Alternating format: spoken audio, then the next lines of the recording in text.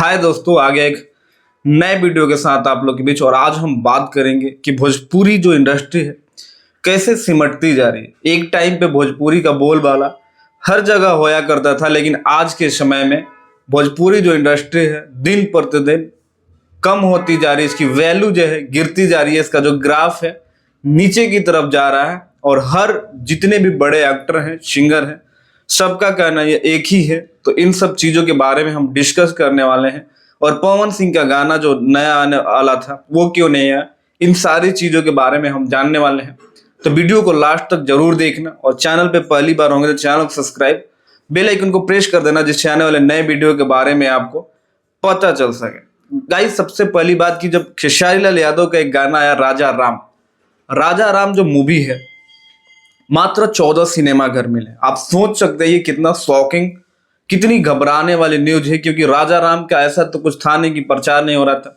जब से खेसारी लाल यादव की मूवी बनने वाली थी राजा राम, तब से प्रचार इसका होता ही रहता, चाहे खेसारी लाल यादव हो चाहे उनकी पूरी टीम हो।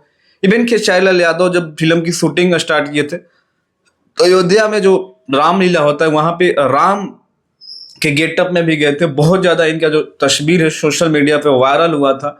बहुत सारे लोगों ने खेसारी लाल यादव का जमकर तारीफ किया था। लेकिन ऐसा क्या हुआ कि जब फिल्म सामने आई, फ्लोर पे आई, यानी जब थिएटर में आई, तो मात्र 14 सिनेमा घर मिले। सबसे बड़ी बात यार ये कि ये लोग क्वालिटी पे ध्यान ही नहीं दे रहे। सबसे दिक्कत ये है कि भोजपुरी की फिल्में 2 से 3 करोड़ में बन जाती है और 80 से 90% का जो है सब्सिडी मिल जाता है उत्तर प्रदेश में। अगर आप उत्तर प्रदेश में कोई भी मूवी शूट करते हो और उसका कॉस्ट अगर 2 करोड़ है तो 1.5 करोड़ के करीब आपको जो है सब्सिडी गवर्नमेंट से मिल जाता है। देन ऊपर से इनकी जो फिल्में हैं 1 आध करोड़ में सैटेलाइट को बिक जाती है, यानी टीवी के लिए बिक जाती है। तो थिएटर से अगर मूवी कमाए ना कमाए इनसे कुछ ज्यादा फर्क नहीं पड़ता। बाकी कुछ पैसे यूट्यूब पर डालकर कमा लेते हैं। तो ये लोग इतना ही सोच पा रहे हैं कि बस इनको इतना ही मतलब कमाना है। अगर 2 करोड़ को फिल्म बनाया, 5 करोड़ बना लिया बहुत है, क्योंकि 1 महीने में इनकी फिल्में सेटिंग हो जाती है। वही हर बार ये लोग एक ही चीज को दोषी ठहराते हैं कि हमको थिएटर नहीं मिलता, हमारे पास थिएटर नहीं है। तो ये सारी चीजें हम नहीं कह सकते। और मान के चलो, छोटा सा हम एग्जाम्पल देते हैं। आरा में तो साउथ के लोग रहते नहीं है, तमिल के लोग तो रहते नहीं है, रहते तो आरा के ही लोग हैं, बक्सर के ही लोग हैं। लेकिन फिर भी आरा जैसे सिनेमा घर में भी लोग इनकी फिल्में देखने नहीं पहुंच रहे हैं। वो अलग बात है कि सूर्यवंशम जो मूवी आई 50 दिन चली, ब्लॉकबस्टर हिट हो गई। तो उसमें कुछ गाने थे, कुछ ऐसे गाने थे जो लोगों को बहुत ज्यादा पसंद आ गया। एक ही नहीं, उस मूवी के हर गाना जो सुपर डुपर हिट था इस वजह से। और पहली बार मुझे लग रहा है कि जो पवन सिंह और जो नई लड़की है उनकी जो जोड़ी लोगों को बहुत पसंद आ गई। इस वजह से जो है बहुत ज्यादा लोगों ने उनको प्यार दिया, स्नेह दिया और दबाकर लोगों ने फिल्म को देखा और सुपर डुपर जो है हिट बना दिया।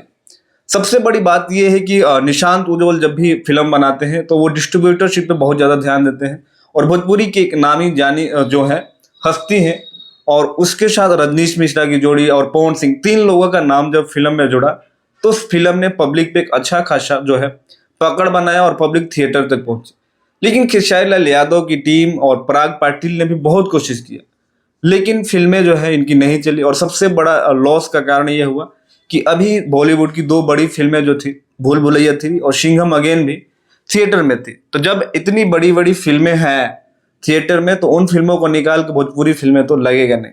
और सबसे बड़ी बात है कि ये फिल्में कोई भी कंसेप्ट बिना सोचे, बिना उठाए, बिना देखे, ध्यान में लिए हुए फिल्में बना दे रहे हैं और फिर बाद में कह रहे हैं कि हमारे फिल्मों को लोग पसंद नहीं कर रहे। सबसे बड़ी बात रवि किशन ने भी एक रिसेंट में इंटरव्यू में दिया है और कहा है कि जो भोजपुरी के दर्शक हैं उन लोगों को इन लोगों ने खो दिया है। और बहुत बहुत ये दुख की बात है। और शायद ही ये लोग इंडस्ट्री को रिवाइव यानी फिर से जिंदा कर पाएंगे, क्योंकि जो इंडस्ट्री है पूरी डेड हो गई है। और ये एक्चुअल में रियल बात है, क्योंकि भोजपुरी फिल्में पहले जैसी आती थी, शायद ही अब वैसी फिल्में आ रही है। क्योंकि मुझे याद है मैंने लास्ट भोजपुरी जो फिल्म देखा था,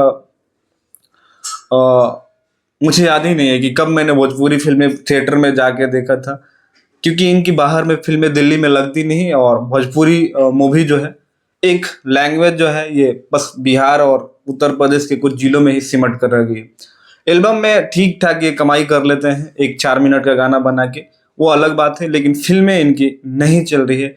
इन सब चीज़ों को एक्सेप्ट करना होगा। जहां बॉलीवुड गिर रहा था तो सलमान खान, शाहरुख खान केमियो हर फिल्म में करके इस बॉलीवुड को उठाया। लेकिन मजाल है कि पवन सिंह और खेसारी लाल यादव या मनोज तिवारी या रवि किशन मिलकर आके एक फिल्म में केमियो करे, जिससे हर दर्शक, हर हीरो के फैन जाके मूवी को देखे और भोजपुरी इंडस्ट्री का ग्रोथ हो। लेकिन नहीं, यहाँ पे विवाद है। बस खेसारी लाल यादव और पवन सिंह को कैसे लड़ाया जाए, इन सब चीजों के बारे में सोचना है, ना कि भोजपुरी इंडस्ट्री के बारे में। और पवन सिंह के जो गाना के बारे में मैंने बताया, वो पवन सिंह का तबीयत शायद कुछ खराब हो गया है, जिसकी वजह से थोड़ा डिले हो रहा है। हो सके तो गाना आज नहीं तो कल तक आप लोग के बीच सुनने को मिले DRS म्यूजिक से। वीडियो में बस इतना ही गाइस, मिलते हैं अगले वीडियो में। तब तक अपने भाई को इजाजत।